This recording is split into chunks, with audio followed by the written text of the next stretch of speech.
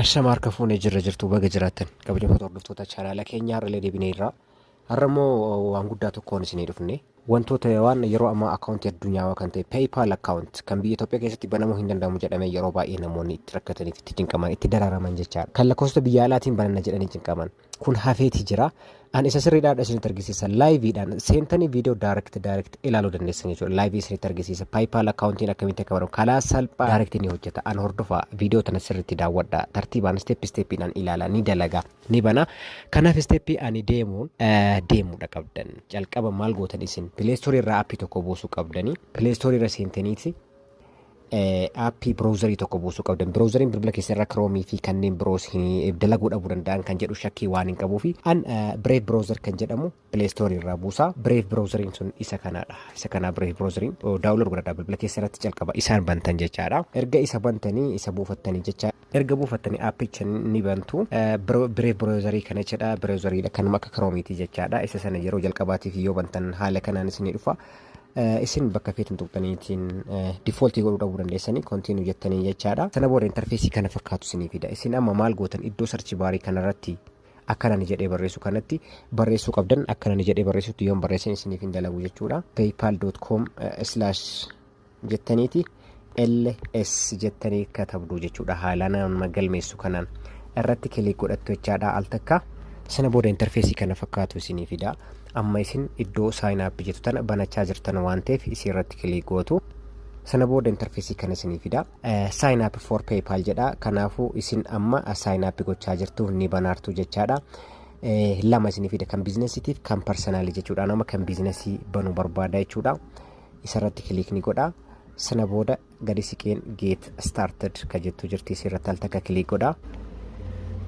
Kanaaf interfeesii kana fakkaatu isinii dhufa. Interfeesiin kana fakkaatu yoo isiniif hin dhufne amma sirrii miti duubatti deebi'aa appilikeeshinicha storage isaa jechuudha. Clear data yookiin immoo clear cache godhaati itti fayyadamaa jechaadha. Amma maqaa kiyya ni gaafata. Maqaa asbirtiin barreessaa jechuudha. Amma milkii namaaf hin banaa jira namatu naa banii naan jedhee waan ta'eef jechaadha. Milkii Said namaaf hin banaa jira ani banadhee waan hin jiruuf. Sana booda kaantiriis hin filachiisa asbirti biyyaa ni filattu jechaadha. Biyyoota addunyaa guutuu jira biyya jirtan sana filattan anama biyya jiru kana filadhaa jechaa namaaf hin banaa jira. Sana booda haala kanaan nu fida jechaadha. Amma akkana gadi yoo siqtan immoo imeelii keessanis hin gaafata. Imeelii asbirti galmeeffattu jechaadha. Kunoo imeelii kiyya barreessee jira. Akkuma argitan amma imeelii paaswordii kiyya barreessa jechaadha.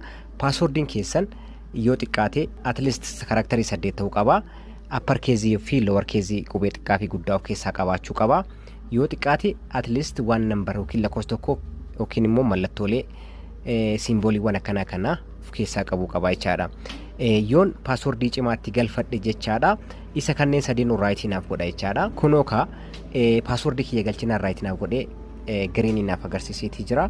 Sana booda lakkoofsa bilbilaa na gaafata. Asbirti lakkoofsa bilbilaa kiyyan galmeeffadha jechaadha. Kunoo lakkoofsa kiyyatti galmeeffadheetii jira. Amma asbirratti godhadha. Sana booda agree and create account kan jettu irratti kilik godhadha jechaadha. Booda kunoo amma lakkoofsa bilbilaa kiyya irratti meesejii naaf ergeetii jira. OTP lakkoofsa dijiitii 6 kunoo xiqqoo eeginaan jechaa jira. Amma iddoo kanatti ka meesejii telefoona bilbila kiyya irratti na dhufe sana iddoo kanatti galmeessa jechaadha. Kunoo galmeesseetii jira. Amma submit jedhaan jechaadha. Kunoo you are all set jedha. Amma ka akkaawuntichi banameetii jira. Steppiiwwan itti aanu redirecting jechaadha. Steppiiwwan itti aanutti na fudhata jechuudha. Wanna barbaachisu laagaalee natti himuudhaaf. Sana booda account created jedha gubbaarratti akkuma argitan kana ready to start using your business account jedha. Kanaaf biizinesii keessan kan dhuunfaati moo kan waldaatii kan mootummaa wal qabatu moo miti kan jedhu kana waa lama isinii fida. Kanaafuu isin kan biizinesii dhuunfaa keessanii gargadii irratti likisti gootan ni jechuudha. Isirratti tuqxanii next jettaniini. Sana booda haala kanaan share some detail about yourself waa'ee kan kee asitti nuuf galmeessi waan nuti amma si gaafannu jedha. Kanaafuu gubbaarratti account owner name maqaa abbaa biizinesii kanaa isin gaafata. Isin ta'uu isaa Ibraahim jedhee galmeesseera. Bara dhalootaa keessan isin gaafata iddoo amma galmeessutti itti aansee biyya nationality keessan isin gaafata iddoo kanatti biyya ni filattanii biyyoota addunyaa guutuu biyya lammummaa keessan ni filattanii ani biyya Itoophiyaan guutaa jechaadha. Kunoo biyya kiyya guuteetiin jira. Sana booda adreesii na gaafata. Adreesii kiyya anamma Arsii Boqojjii jedheen guuta Oromiyaa yookiin immoo Arsii Boqojjii akka barbaadanitti adreesii keessan iddoo naannawa sana guutuu dandeessu jechaadha.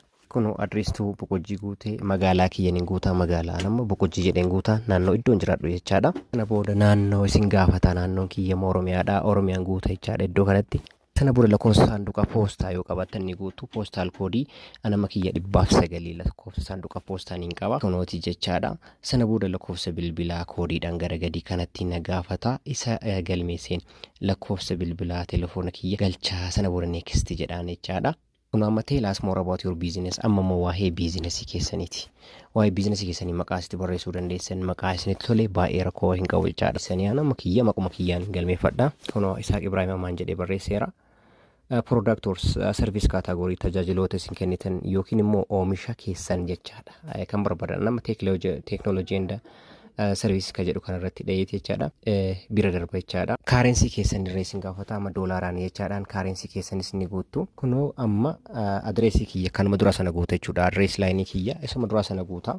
Achi booda naannawaan jiraadhu jechuudha. Region Oromiyaa guuteetti next jedhaan jechaadha. Iddoo kanatti Oromiyaa jedheen jira kunoo ni guuta next jedhaan jechaadha. Amma isa kana sirreeffachuudhaaf waan barbaadan teknoolojii kan jokaaratti dhuftaniiti akka nagadi siqtan jechaadha. Kunoo haala kanaan guutuudha dandeessanii.